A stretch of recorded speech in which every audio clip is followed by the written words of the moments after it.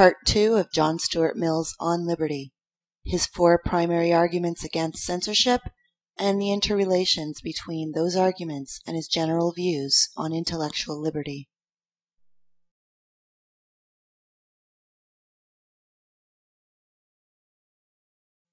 His first argument can be summarized as follows. To censor any opinion is to assume that we're infallible. So most of the time, for all we know, we're silencing a true opinion. In his second argument, he shows that even though we're censoring an opinion that we know to be false, many false claims bear some truth to them. Therefore, we shouldn't be censoring these either. Third argument. Even though we know a view to be true, or we strongly believe it to be true, unless we actually allow the view to be contested, it becomes accepted on the basis of bias and not reason, and this is a serious transgression. And fourthly, censoring any view actually turns us into unthinking machines, causing our beliefs to lose all significance. We'll see how this argument works in a moment. So the first argument is quite straightforward. Any opinion that we silence may turn out to be true. To deny this is to assume that we're infallible and that we can always tell the difference between a true and a false opinion. Certainly we all make mistakes, therefore we should never silence any opinion because it might turn out to be true. Secondly, even if you silence a false opinion, as we saw, it might very well turn out to contain some portion of truth, as so many falsehoods do. And since the most commonly accepted views in society usually contain some portion of error, it's only by the collision of adverse opinions that we have any hope of finding the whole truth. So in order to fortify and perfect our existing views and opinions, we need to open them up to the collision of adverse opinion by looking at contrary views, because even contrary views that are false may contain some portion of truth.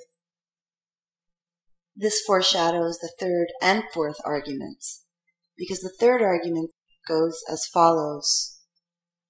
Even if the commonly accepted view is the whole truth, then unless it's contested by opposing views that we allow to be heard, it'll be the kind of belief that people hold with prejudice or bias, along the lines of, since everyone believes it, I'll believe it too. People will begin to hold that belief, in Mill's words, with little comprehension or rational grounds.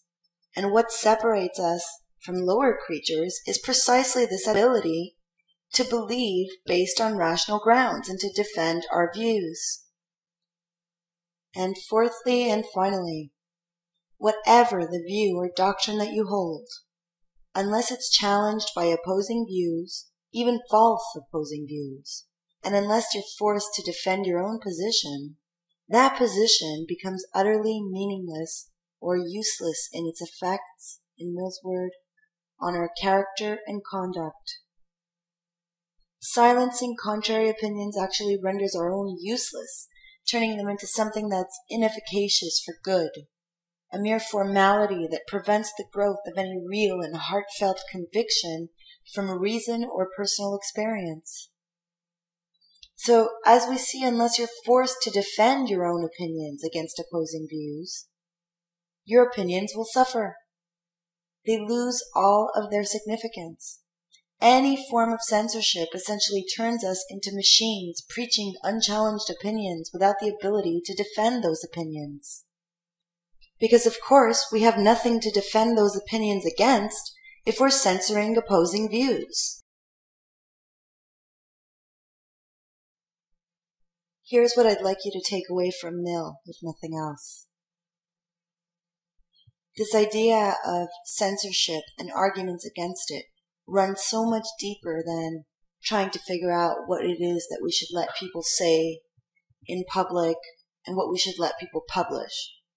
This isn't just about freedom of publication, freedom of the press, and freedom of speech. Mill's contention is that if we take away any of these, we are interfering with the intellectual exchange of ideas, and we are actually taking away society's and an individual's capacity to reason. And so note that for John Stuart Mill, the freedom of expression is not just among one of the many liberties that we should be defending. It lies at the very foundation of the freedom of thought. Take away any freedom of expression for any individual in a society, and you will set a precedent to have it taken away from others. Take away freedom of expression in any form from any society, you will compromise our ability to reason, you will compromise our ability to think for ourselves and our individuality proper.